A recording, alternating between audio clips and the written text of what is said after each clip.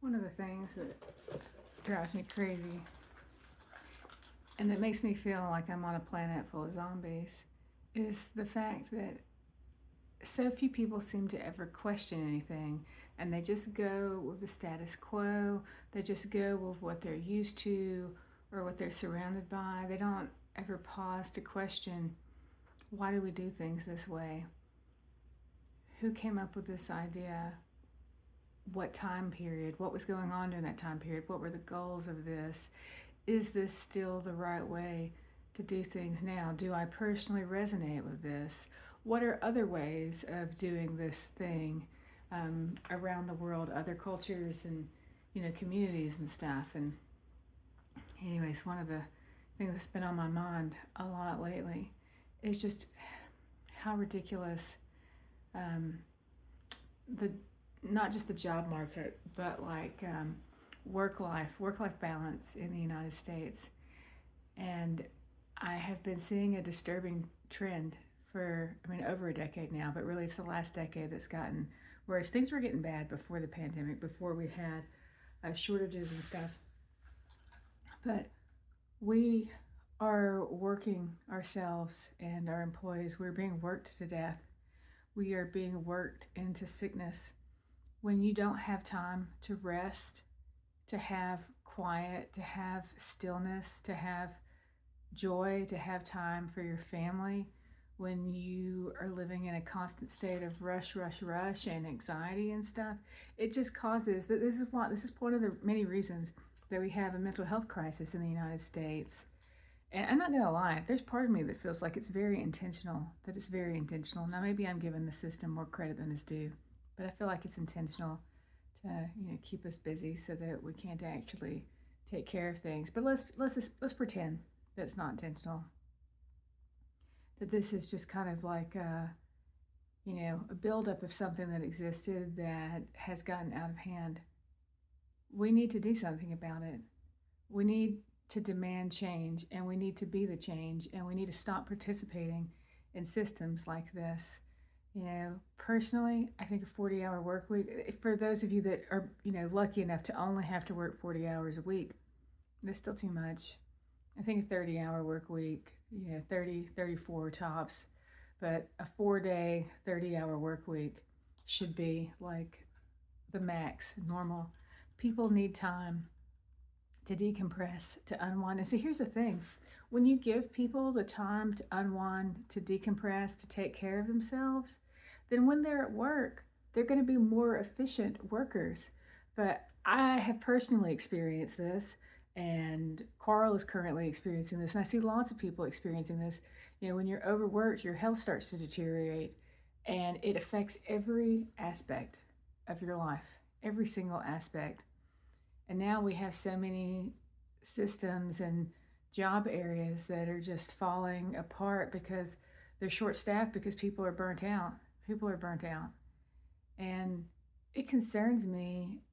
When I was younger, when I got my first, job that wasn't like under the table, working softball tournaments and stuff like that.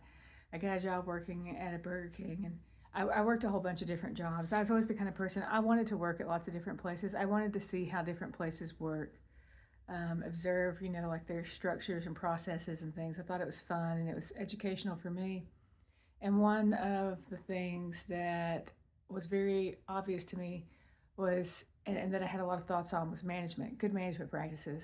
Good management practices is not basically being a yes boy to your company, it's finding a balance between managing the company's interest and taking care of your employees and ideally fostering an environment, of like, camaraderie, a team, and family and stuff.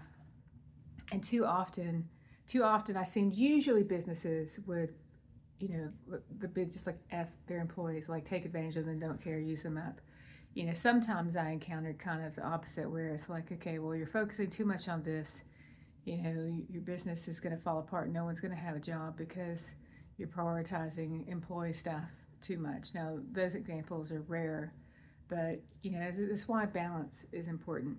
And I always knew that I would end up going into management in some position just because I was able to see those problems, and I knew that the answer was for people like me to step in and try and create that balance and to show other people how to, you know, have that balance, and so on. I mean, personally, I really just want to be Mary Poppins. I want to go in, fix things, show people better ways of doing things that are in everybody's best interest, and then move on to like the next place that needs me, because God knows that the world has a lot of problems, and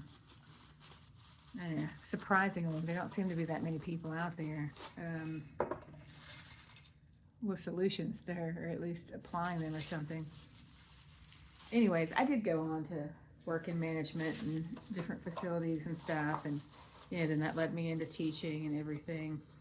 But I ended up, after having one normal job that was 40 hours a week and at a desk all day and stuff for multiple years, and the workload and the pressure kept building up, and it affected my health, and I didn't realize that I was on the spectrum and that I had all these different conditions at the time. But when I went into burnout mode, it started to fall apart. Like, I fell apart really bad, and it took a really long time to physically recover from that. Like, when I left this job, I thought it'd be okay a month later. No, it took me almost 2 years to recover from that job, like physically and mentally. And that is one of the big dangers of working our employees to death and burnout. A little time off isn't going to fix it. You need like a long reset, a long reset.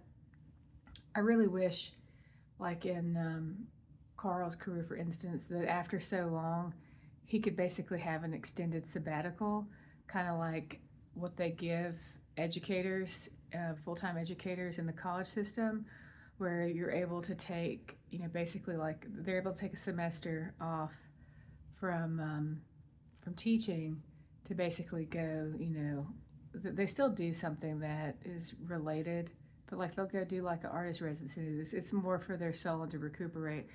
And I really think that we need to have some sort of system in place like that, because, like, for instance, Carl has been going hard for a long time, for many years, and it just keeps getting more stressful and more work and less help, less help. And I'm worried about. I mean, he's already burning out, but I mean, I'm worried.